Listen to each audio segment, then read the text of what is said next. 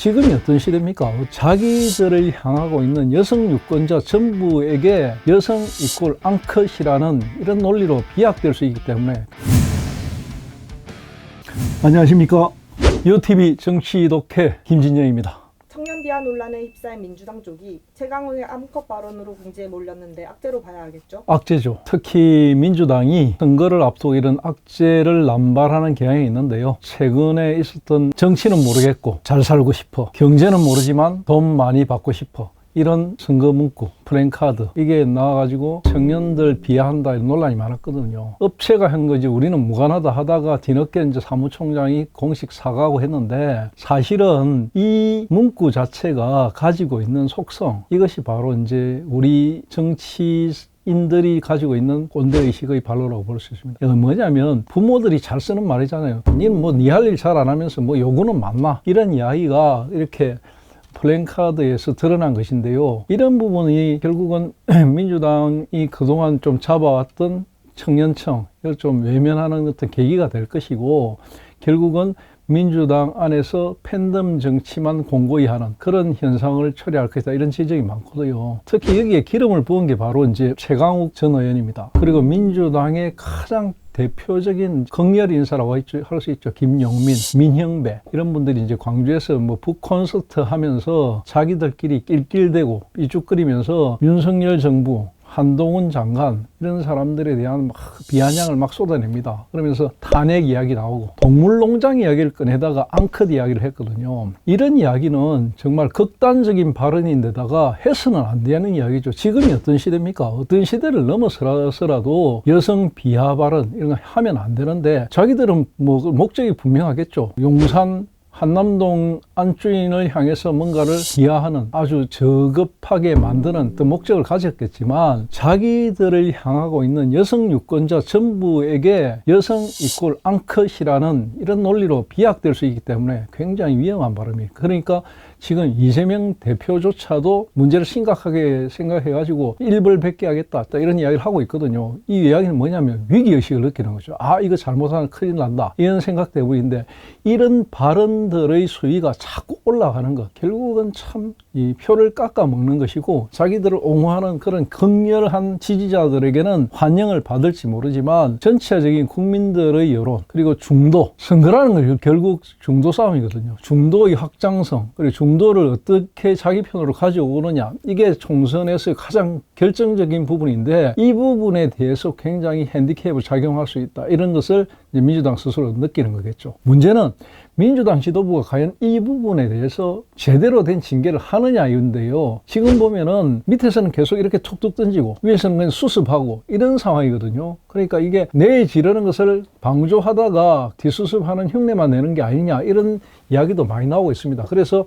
이번 기회에 이 세 사람에 대한 확실한 정리, 이런 게 필요하고요. 특히 민주당 이야기 한 번만 더 하자면 비명계 의원들이 가장 대표적인 주자는 이상민 의원인데, 이상민 의원은 이미 이제 국민의힘 쪽으로 돌아섰다고 봐지고요. 원칙과 상식, 이런 이름으로 지금 이야기가 되고 있는 이원욱, 조홍천, 김종민, 이런 의원들 있잖아요. 나머지 이 네 사람을 비롯한 비명계 의원들이 어떤 세력화를 구성할 것인가, 이런 부분도 우리가 좀 주목해서 봐야 하지 않을까. 이준석 한동훈 연대, 그리고 최근에 이상민 민주당 의원의 국민의힘 입당설 등 12월 여의도발 정치 지형 대변혁이 실현 가능할까요? 곧 12월인데요. 입동도 지났고 소설, 대설 완전히 겨울로 다가오는데, 12월이 되면은 여의도 정치는 완전히 지형이 바뀔 겁니다. 그 깃발을 흔들고 있는 게 바로 지금 김기현 대표가 슈퍼 빅 텐트, 이걸 이야기했거든요. 이 슈퍼빅 텐트를 김기현 대표가 이야기한 것은 자기에게 쏟아지고 있는 지금 거취를 뭐 결정하라, 뭐 희생, 뭐 험지 출마, 불출마, 이런 이야기들을 벗어나는 동시에 여의도의 어떤 정치적인 어떤 여러 가지 문제들을 한꺼번에 이슈를 전환하는데 주요했다, 이런 평가가 나옵니다. 이 슈퍼빅 텐트의 구체적인 실상이 12월 초, 12월 중순쯤에 드러날 것인가, 이 부분이 이제 가장 핵심이고요. 이와 함께 이제 이야기되고 있는 게 하태경 의원이 이야기하는 이준석 플러스 한동훈 플러스 이준석은 국민의힘으로서는 최상의 카드다, 그리고 필승 전략이다, 이런 이야기를 하는데 맞죠? 맞는데 하태경 의원의 꿈이죠. 이준석 플러스 한동훈 이게 실현이 될 것인가? 이거는 정치 평론가들의 어떤 이야기거리는 충분합니다. 근데 우리가 좀 짚어봐야 되는 게 이겁니다. 이준석과 한동훈 이 두 사람이 연합을 할 수 있을까? 성격이 완전히 다르고 생각이 다르고 그런 사람이거든요. 근데 이준석 대표가 최근에 이런 이야기를 했어요. 대통령에게 직언을 할 수 있는 생각을 가졌다면 한동훈 장관과도 손을 잡을 수 있다. 이런 이야기를 했거든요. 그 말은 다시 말하면 이준석 대표가 지금 이야기하는 신당론, 자기가 12월 27일이면 완전히 의사결정을 하겠다 이런 이야기들, 결국은 용산으로 향해진다는 거죠. 그러니까 윤석열 그리고 이준석 이 구도를 만들겠다는 것입니다. 이재명하고 비슷해요. 이 구도를 만들어 가지고 자기 덩치를 키우겠다는 건데 그 속에 한동훈 장관을 잡아넣어 가지고 자기의 정치적인 어떤 뭔가를 만들어 가겠다는 이야기, 거기에 말려 들어갈까 이런 부분이 좀 있고요. 최근에 한동훈 장관이 금요일에 이제 울산에 오는데 대구 갔다가 대전 갔다가 지금 울산까지 옵니다. 한동훈 장관의 행보와 한동훈 장관이 지역에서 곳곳에서 이야기하고 있는 정치적인 발언들, 특히 지금 대전에서 이야기는 굉장히 의미심장합니다. 여의도 문법, 이거 여의도 사투리다. 여의도 사투리지 그게 문법이라고 할 수 없다. 나는 5천만 국민이 쓰는 문법을 사용하겠다.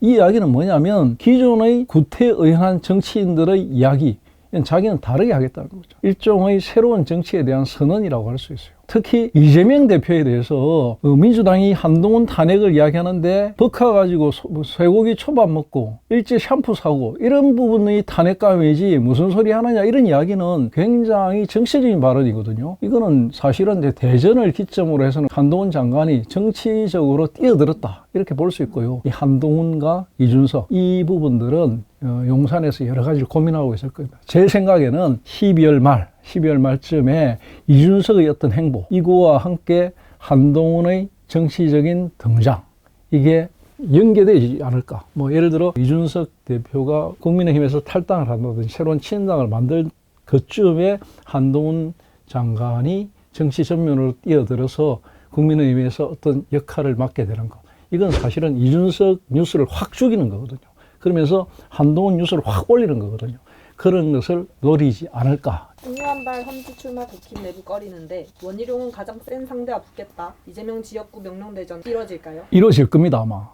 왜냐하면 원희룡 장관은 지난 대선 때 이재명 상대로 한 1타 강사로 떴거든요. 이재명을 가장 잘 아는 후보거든요. 이 대장동 1타 강사 해가지고 유튜브에서 막 히트를 쳤습니다. 그 부분이 원희룡 장관의 어떤 강점이었고, 원희룡 장관 하면 어려운 문제를 쉽게 풀어서 국민들에게 무엇이 문제인가를 제대로 잘 보여주는 장관이다. 이런 이미지가 강하기 때문에 자기의 어떤 정치적 파트너는 적어도 이재명 정도 돼야 된다고 생각하고 있거든요. 그런 것을 국민의힘 지도부에서도 10분 활용할 것이고, 그래서 이 부분에 대해서 인요한 그 혁신위원장도 캐치를 해가지고 지금 막 이야기를 하고 있죠. 뭐 눈물이 난다, 고맙다 이런 이야기를 하거든요. 결국 이야기는 뭐냐면 그런 구도로 지금 만들어 가겠다는 겁니다. 민주당에서는 원희룡 아니라 한동훈 누구든지 온나 상대가 안 된다 이런 이야기를 하겠지만 내심으로는 굉장히 곤혹스러워하고 긴장하고 있을 겁니다. 왜냐? 과거 대선 때부터 일전을 했거든요. 이재명 대표 같은 경우에는 국회의원직을 유지하는 것 이 자체가 굉장히 중요하기 때문에 다음 총선에서 안 될 경우에는 비례대표로 가더라도 유지해야 되는데 지역구 중에서 지금 계양이